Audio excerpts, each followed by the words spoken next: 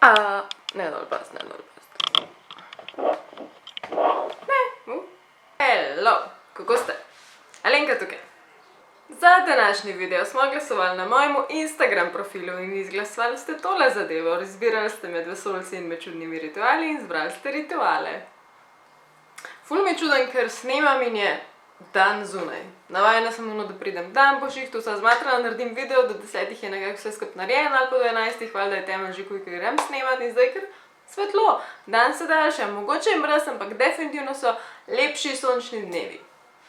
Skratka, religija, običaji, kulture, vere, navade, kakšne take stvari lahko ljudi prevzamejo totalno. Sploh religija, recimo, na nek način te lahko toliko spreobrne, da rataš islamski skrajnež, ne se zaletiti v to, ampak dejansko te stvari so ljudem toliko pomembne in toliko zlezajo pod kožo, ker eni pač to verjamejo, tako kot mi verjamemo v matematiko ali pa v to, da imaš na talerju zrezek, če imaš na talerju zrezek, pač za njih je to stvarnost taka, kot je, in eni zaradi tega počnejo nore stvari in danes smo govorili o tem, kakšne res nore stvari so ljudje počeli v preteklosti in danes so nas 5 ritualov, neki iz preteklosti, neki dejansko iz sedanjosti. Hočem sam reči, da ti rituali so bili in so in še bodo. Bom obtoževala tukaj nobenega rituala in tudi pravi, da vine, da je čisto odštekan, da je nor, da je brutalen, da je grozen.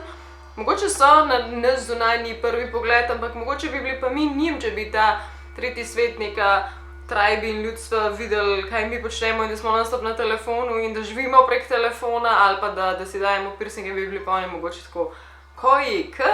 Prvič, ljudstvo Janomami. Tega se dejansko spomnim, ko smo se na faksu na etnologiji nekaj učili o tem ljudstvu, ampak če se kdo ne more zapomniti, kako bi se jim rekel, si samo rečete v glavi Janomami. To se res ne umisliš, pač Janomami, gledaj Janomami. Ful se lažje zapomnim, če komu pomaga. Meni je pomagalo, ker smo se mogli naučiti.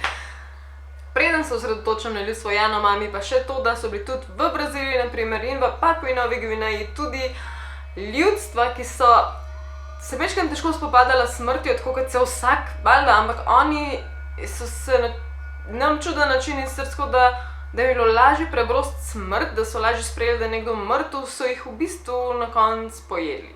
To sem pomenila samo zaradi tega, ker je to ljudstvo Janomami, ki je prisotno še vedno v Braziliji in Venezueli, za njih je še vedno značilno, da to na nek način počnejo.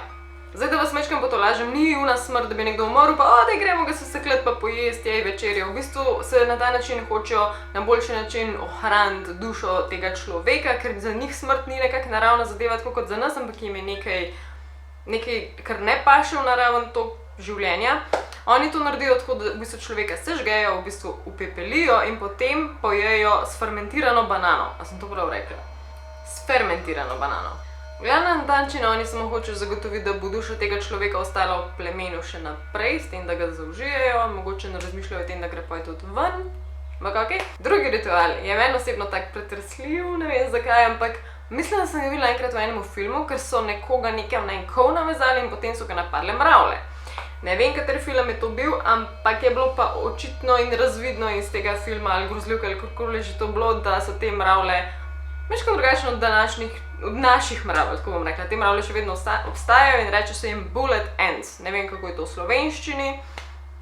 Zgledajo takole, dokaj normalno, ampak njihov pik je toliko grozen, da v bistvu ga primerjajo z pikom pištole, z strelom pištole in velja tudi, da naj bi bil to najbolj grozen živalski ugriz na svetu oziroma najbolj boleč. V glavnem, Sateremave je to ljudstvo, ki to počne in to je amazonsko ljudstvo in štos pri njih je, da morajo ta ritual z mravljami upravljati mladeniči, ki stopijo v moškost, torej postanejo moški, odrasli in njihov job je, da morajo nadeti na roko rokavico, tako kot vidite na slikah, ki je polna omedlelih teh mravelj, ko v bistvu spijo ali ne vem, na nek način jih po moje omedlijo oziroma ospavajo z nekim dimom, predvidevam, in potem mora ta mladenič otroko not in po nekaj časa se mravlje zbudijo in ko začnejo pikati, ker se pravim, je z močjo basically strela pištole, mora imeti to rokavico gor 5 minut in lahko si predstavljate, kako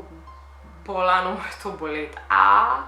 Ok, pri tretjem primeru gremo spet v zgodovino, govori o Britancih, zdaj pa tako Britanci ne bi imeli veliko zgodovinskih pisnih virov v tej zadevi, v bistvu nasploh njih ne bi imeli veliko, ampak je pa recimo Rimski imperij oziroma Julij Cezar je veliko pisal v njih in ima on v njih spise.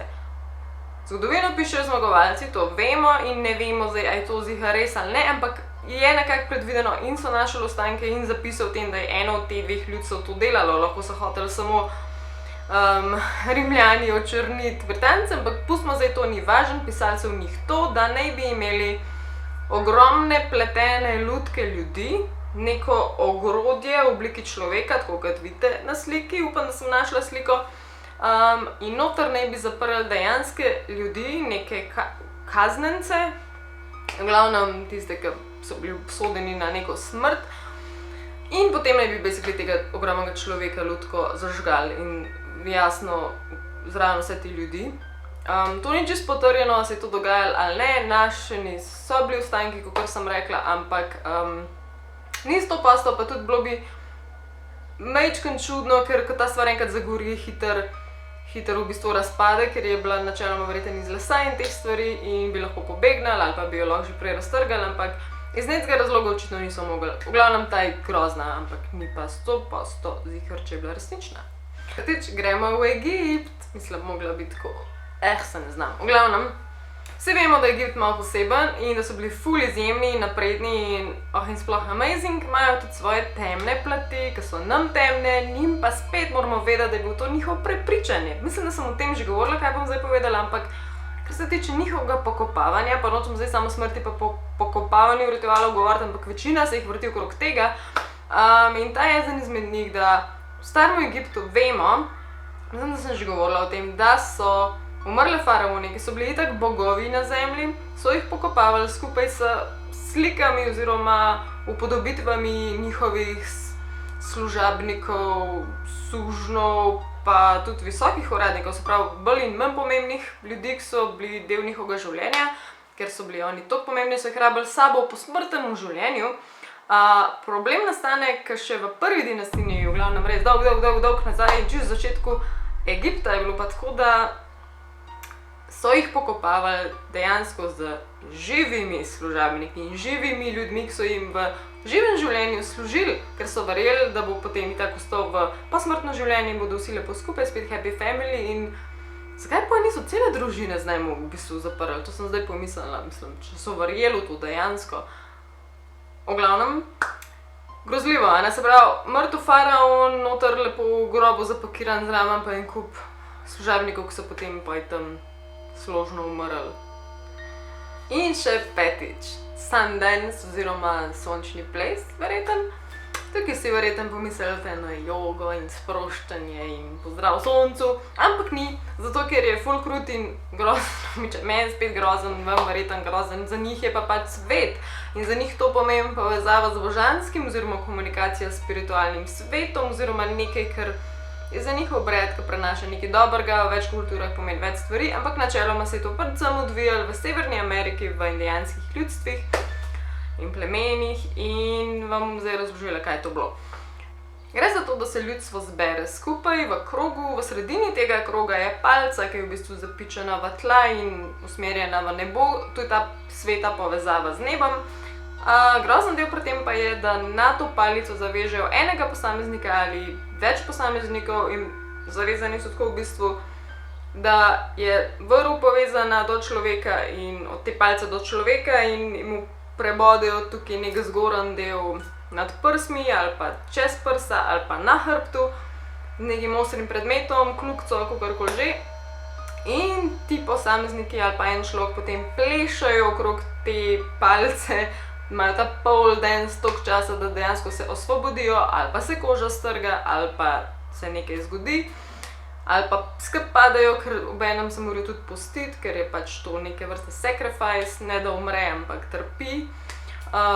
Plus velikokrat mu dajo zraven neke ledraste tangice, se opravičujem, ker ne poznam slovenskega izraza za tong, pač neke spodnice iz ledra in na to navežejo ponovadi kakšno lobanjo od buffalota, v glavnem. Precej kruta zadeva, pozdrav soncu. In s tem smo prišli do konca videa. Upam, da vam je bil všeč, bil je majčkan grozen, ampak fajn je vedeti kulturo, da pač vemo, da nekako trenutno je naša kultura, tudi če je mečkaj čudnejša, zmer v redu. Upam, da ste uživali, pišite mi ideje tukaj v komentarje za nove videe, preberem vse komentarje, sam preprost ni šans, da bi vse odgovorila ali pa srčkala ali pa lajkala, vedno tiste probam, ki so mi res všeč, tako da hvala vam za vso podporo, za vse komentarje. Naročniki rastejo v nebo, sploh ne spremljam več, kaj se dogaja, ni mi jasen. Ful si želim imeti svoj merch, če ima kdo kakšno res dobro idejo za merch, res ne bi rada, da je basic, da so majice, rada bi nekaj res hudega, nekaj, ko te rekel, olej njen merch, jaz pa to moram imeti, pa ne zato, kaj njen, ampak jaz to hočem imeti v življenju, to stvar, ki jo ona proda. Nekaj tazga hočem, da ni kar nekaj, štekate. V glavnem, to je to za danes, radi se imejte, smo nekaj, čau!